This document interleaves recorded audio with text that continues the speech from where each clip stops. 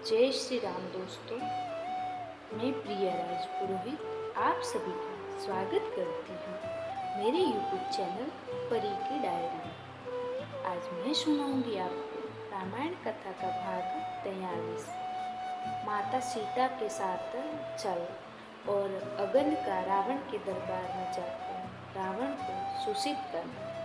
कथा शुरू करने से पहले आप सबसे एक छोटी सी रिक्वेस्ट है, मेरे YouTube चैनल पर पहली बार विजिट किया है तो चैनल को सब्सक्राइब करें, लाइक करें, शेयर करें और कमेंट में जय श्री राम जरूर लिखें। आइए कथा शुरू करते हैं। सेतु बंधन।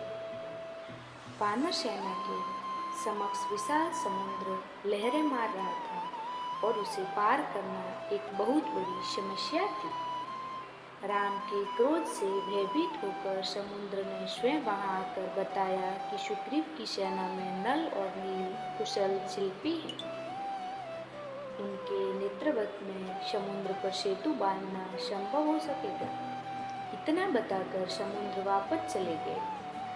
समुद्र की बात सुनकर वानर नल ने श्री राम से कहा, प्रभु, मैं विश्वकर्मा का पौरुष पुत्र हूँ और गुण में उन्हीं के समान हूँ। मैं महासागर पर पुल बांधने में सर्वथा समर्थन हूँ, इसीलिए मैं समुद्र पर सेतु का निर्माण करूँगा। नल नील असंख्य वानरों को लेकर सेतु निर्माण के कार्य में जुट गए। उनके आदेश के अनुसार वानर सेना बड़े बड़े वृक्षों को उखाड़कर समुद्र तट पर एकत्रित करने लगे। देखते देखते वहाँ साल, अश्वकर्ण, तब बांस, कुटज, अर्जुन, कर्णिका, जामुन, अशोक आदि वृक्षों का एक विशाल गगनचुंबी ढेर लग गया। इस प्रकार सागर के किनारे वृक्षों तथा शिलाओं के दो विशाल पर्वत बन गए। इसके पश्चात उन्होंने बड़े बड़े शिलाखंडों को समुद्र में नल नील के निर्देशानुसार डालना आरंभ कर दिया। उन शिलाखंडों एवं वृक्षों को शिल्पकला में चतुर नल नील सेतु का रूप देते जा रहे थे। इस प्रकार उन्होंने अधिक परिश्रम करके पहले ही दिन 56 कोस लंबा पुल बना दिया। दूसरे दिन उन्होंने और भी अधिक फुर्ती दिखाई और 84 कोस लंबा पुल बनाया। फिर अतुल परिश्रम से तीसरे दिन 52 कोस लंबा सेतु बनाया। इस प्रकार निरंतर परिश्रम करके उन्होंने 400 कोस का लंबा पुल बना डाला। अब नल नील के प्रयत्नों से 40 कोस चौड़ा और 400 कोस लंबा मजबूत पुल बनकर तैयार हो गया था। समुद्र पर सेतु बन जाने के पश्चात श्री रामचंद्र जी ने हनुमान की पीठ पर और लक्ष्मण ने अगन की पीठ पर बैठकर सेतु पर होते हुए विशाल सागर को पार किया। उनके पीछे पीछे संपूर्ण वानर सेना भी सुग्रीव के नेतृत्व में समुद्र को पार कर लंका में पहुंच गई। इस सेना के लंका में पहुंचते ही राक्षसों में भयानक हलचल मच गई। वे लंका दहन की घटना को याद कर भयभीत होने लगे। उधर रावण ने शुक और सारण नामक मंत्रियों को बुलाकर उनसे कहा, हे चतुर मंत्रियों, अब राम ने वानरों की सहायता से अगाध समुद्र पर सेतु बांधकर उसे पार कर लिया है और वह लंका के द्वार पर आ पहुंचा है। तुम दोनों वानरों का वेश बनाकर राम की सेना में प्रवेश करो और ये पता लगाओ कि शत्रु सेना में कुल कितने वानर हैं, उनके पास अस्त्र शस्त्र कितने और किस प्रकार के हैं तथा मुख्य मुख्य वानर नायकों के क्या नाम हैं। रावण की आज्ञा पाकर दोनों कूटनीतिज्ञ मायावी राक्षस वानरों का वेश बनाकर वानर सेना में घुस गए, परंतु विभीषण की तीक्ष्ण दृष्टि से बच न सके। विभीषण ने उन दोनों को पकड़कर राम के सम्मुख करते हुए कहा, हे राघव, ये दोनों गुप्तचर रावण के मंत्री शुक और सारण हैं, जो हमारे कटक में गुप्तचरी करते पकड़े गए हैं। राम के सामने जाकर दोनों राक्षस थर थर कांपते हुए बोले, हे राजन, हम राक्षस राज रावण के सेवक हैं। उन्हीं की आज्ञा से आपके बल का पता लगाने के लिए आए थे। हम उनकी आज्ञा के दास हैं, इसीलिए उनका आदेश पालन करने के लिए विवश हैं। राजभक्ति के कारण हमें ऐसा करना पड़ा, इसमें हमारा कोई दोष नहीं है। उनके ये निश्चल वचन सुनकर रामचंद्र जी बोले, हे मंत्रियों, हम तुम्हारी सत्य भाषण से बहुत प्रसन्न हैं। तुमने यदि हमारी शक्ति देख ली है तो जाओ, यदि अभी भी कुछ और देखना शेष है तो भली भांति देख लो, हम तुम्हें कोई दंड नहीं देंगे। आर्य लोग शस्त्रहीन व्यक्ति पर वार नहीं करते, अतएव तुम अपना कार्य पूरा करके निर्भय होकर लंका लौट जाओ। तुम साधारण गुप्तचर नहीं, रावण की मंत्री हो, इसीलिए उससे कहना, जिस बल के भरोसे पर तुमने मेरी सीता का हरण किया है, उस बल का परिचय अपने भाइयों, पुत्रों तथा सेना के साथ हमें रणभूमि में देना। कल सूर्योदय होते ही अंधकार की भांति तुम्हारी सेना का विनाश भी आरंभ हो जाएगा। श्री रामचंद्र जी के वचनों से भयरहित हो उनका जय जयकार करते हुए शुभ तथा सारा लंका में पहुँचे और रावण के सम्मुख उपस्थित होकर बोले, हे स्वामी, हमारी वानर सेना में प्रवेश करते ही विभीषण ने हमें पहचान कर राम के सम्मुख उपस्थित कर दिया था, परंतु राम ने हमें निशस्त्र दूत समझकर छोड़ दिया। अब रही वानरों के बल की बात, तो उसका पता लगाना संभव नहीं है, क्योंकि उनमें प्रत्येक के मन में आपके विरुद्ध क्रोध तथा घृणा की ज्वाला धधक रही है। उनसे बात करना ही संभव नहीं है। किसी बात का पता लगाना तो बहुत कठिन है। राम ने कहलवाया है कि सूर्योदय होते ही वह राक्षस सेना का विनाश करना आरंभ कर देंगे। अब आप जैसा उचित समझे वैसा करें। दोनों मंत्रियों के ये वचन सुनकर रावण क्रोध से उबलते हुए बोला, चाहे कुछ भी हो जाए, मैं किसी भी दशा में सीता को वापस नहीं करूंगा। मुझे विश्वास है राम अपनी सेना सहित युद्ध भूमि में मेरे हाथों से अवश्य मारा जाएगा। मंत्रियों के उत्तर से संतुष्ट न होकर रावण ने कुछ अन्य गुप्तचरों को छद्रवेश में वानर सेना में भेजा। उन्होंने बड़ी चतुराई से संपूर्ण जानकारी प्राप्त करके रावण को बताया कि राम ने अपना सैनिक शिविर सुबेल पर्वत पर लगाया है।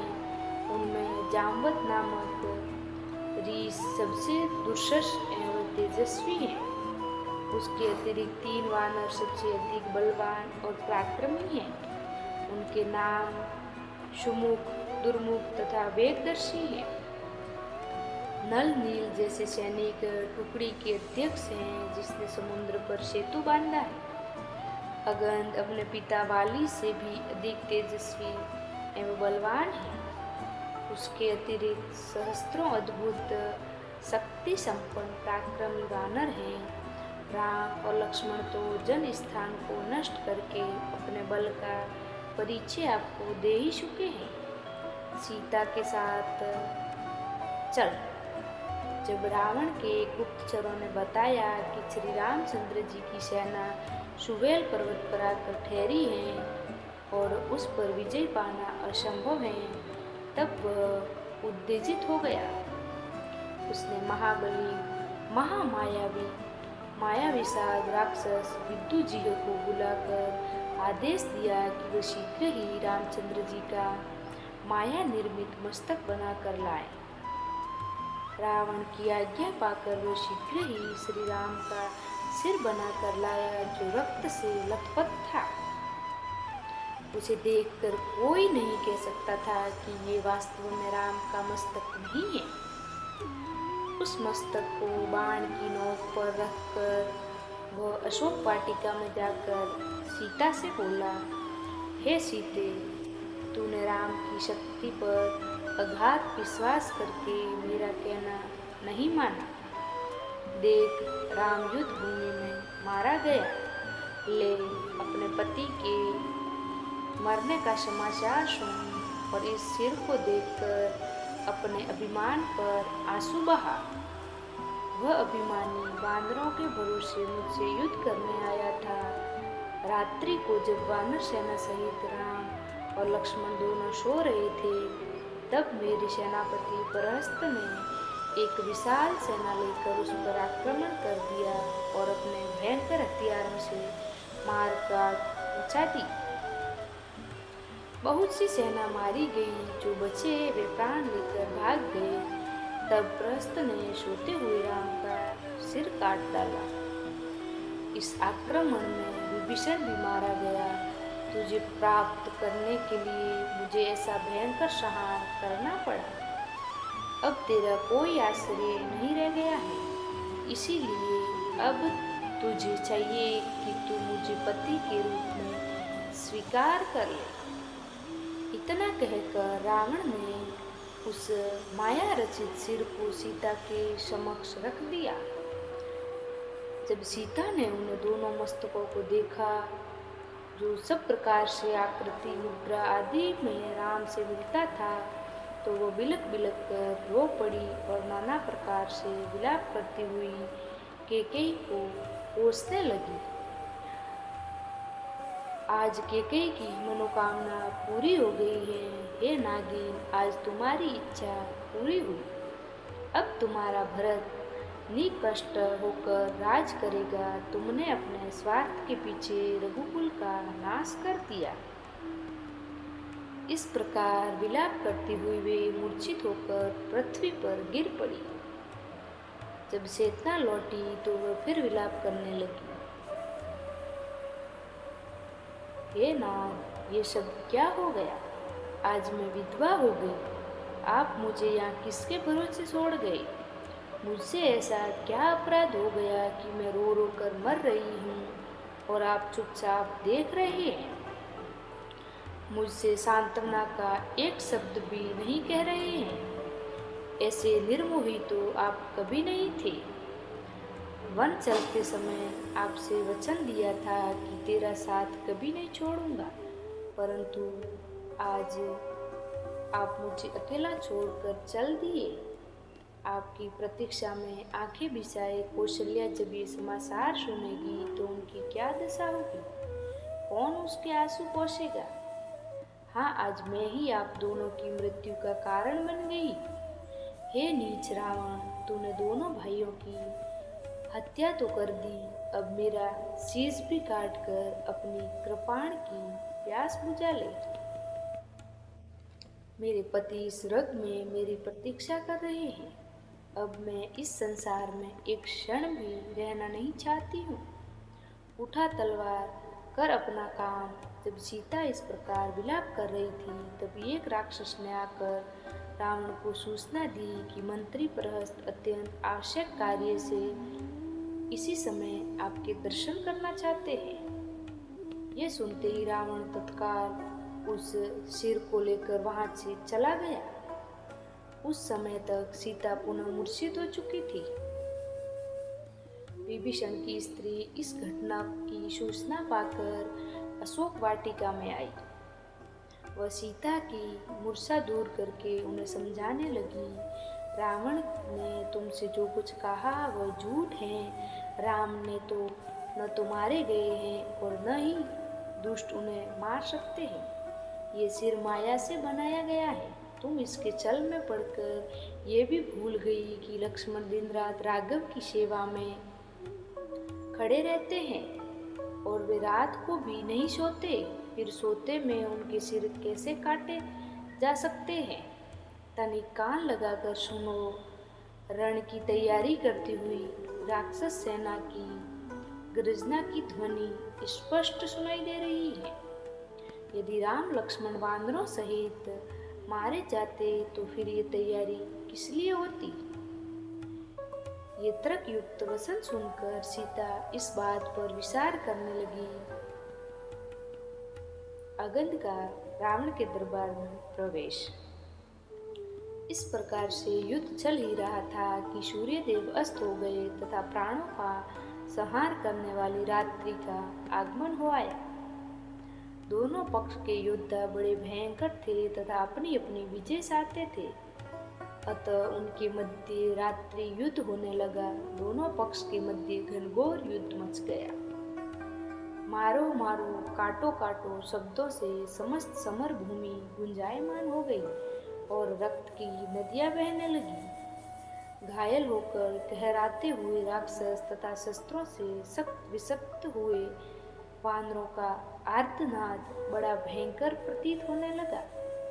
वानरों और राक्षसों का संहार करने वाली वह भयंकर रजनी काल रात्रि के समान समस्त प्राणियों के लिए दुर्लभ हो गई थी। श्री रामचंद्र जी ने अग्निज्वाला के समान भयानक बाणों से निमिष मात्र में दुर्दश वीर यज्ञ शत्रु महापार्श्व महोदर महाकाय बृहस्पति शुक और सारण को घायल कर दिया। वे सहो राक्षस की श्री रामचंद्र जी के बाण समूह से अपने मरम स्थान में चोट खाने पर युद्ध छोड़कर भाग गए, इसीलिए उनके प्राण बच गए और उनकी आयु शेष रह गई। महारथी श्री राम ने अग्निशिखा के समान प्रज्वलित भयंकर बाणों द्वारा समस्त दिशाओं में इस प्रकार कर दिया, उनके समक्ष जो भी राक्षस वीर आते थे वे उसी प्रकार से नष्ट हो जाते थे। जिस प्रकार से आग में पड़कर पतंगे जल जाते हैं, राक्षस सेना की ये दुर्दशा देखकर रावण के पुत्र मेघनाद के तन बदन में आग लग गई। उसने शीघ्र ही नाग बाणों की बांस बनाकर राम लक्ष्मण दोनों की उसे बांध लिया। नाग फांस में बंधने पर दोनों श्री राम को मूर्छित होकर पृथ्वी पर गिरते ही मेघनाद ने हर्षोन्मुख होकर दसों दिशाओं को गुंजाने वाली गर्जना की। राक्षस सेना में फिर से नवजीवन आ गया और वह मेघनाद की जय जयकार करती हुई बड़े उत्साह से वानर सेना पर टूट पड़ी। मेघनाद उनके उत्साह को बढ़ाते हुए कह रहा था, जिनके कारण आज शोणित की सरिता बह रही है, वे ही दोनों भाई नागपाश के बंदे पृथ्वी पर मूर्छित पड़े हैं। अब देव नर किन्नर किसी में इतना सामर्थ्य नहीं जो इन्हें नागपाश से मुक्त करा सके। अब युद्ध समाप्त हो गया, लंकापति की विजय हुई। इस प्रकार विजय घोष करता हुआ मेघनाद लंका को लौट गया। राम लक्ष्मण के मूर्छित हो जाने से संपूर्ण वानर सेना में शोक छा गया।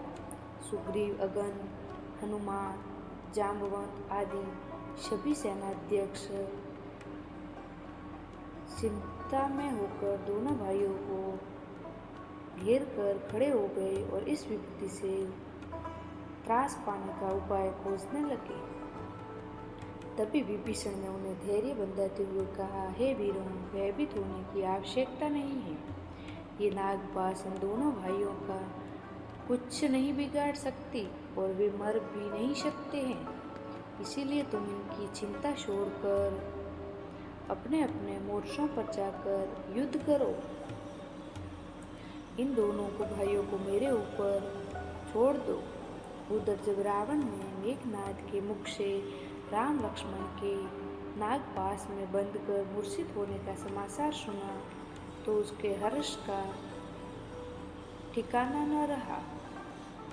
उसने सीता की रक्षा पर नियुक्त राक्षस नारियों को बुलाकर आदेश दिया, तुम लोग सीता को पुष्पक विमान में चढ़ाकर युद्ध भूमि में ले आओ और उन्हें ले जाकर राम लक्ष्मण को दिखाओ, जो पृथ्वी पर पड़े मर रहे हैं। रावण की आज्ञा पाते ही राक्षसनियां जानकी को विमान में चढ़ाकर युद्ध भूमि ले गई, जहाँ राम लक्ष्मण मूर्छित अवस्था में पड़े थे।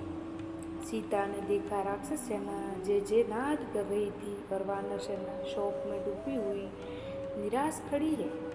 दोनों भाइयों को इस प्रकार पृथ्वी पर पड़ा देखकर सीता के धैर्य का बांध टूट गया और वे फूट फूट कर रोने लगी, हाय आज मैं विधवा हो गई। बड़े बड़े ज्योतिषियों की ये भविष्यवाणी मिथ्या हो गई कि मैं आजीवन साध्वा रहूंगी, पुत्रवती बनूंगी। हे नाथ, आपने तो कहा था कि मैं अयोध्या लौटकर अश्वमेध यज्ञ करूंगा। अब उस कथन का क्या होगा जो विश्व को जीतने की शक्ति रखते थे? आज वे कैसे मौन पड़े हैं? हे विधाता, तेरी ये क्या लीला है? हे त्रिजटे, तू मेरे सती होने का प्रबंध करा दे। अब मैं इस संसार में अपने प्रलय राम के बिना नहीं रहूंगी। अब मेरा जीना व्यर्थ है। सीता को इस प्रकार विलाप करते देख त्रिजटा ने यह कहा, हे जानकी, तुम व्यर्थ में विलाप करके जी छोटा मत करो। मैं विश्वास है राम लक्ष्मण दोनों जीवित हैं, केवल मूर्छित हो गए हैं। ये देखो वानर सेना फिर युद्ध के लिए लौट रही है।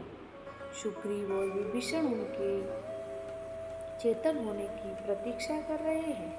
मेरा अनुमान मिथ्या नहीं है। वे उठकर फिर युद्ध करेंगे और रावण का वध करके तुम्हें अवश्य ले जाएंगे। तुम धैर्य धारण करो।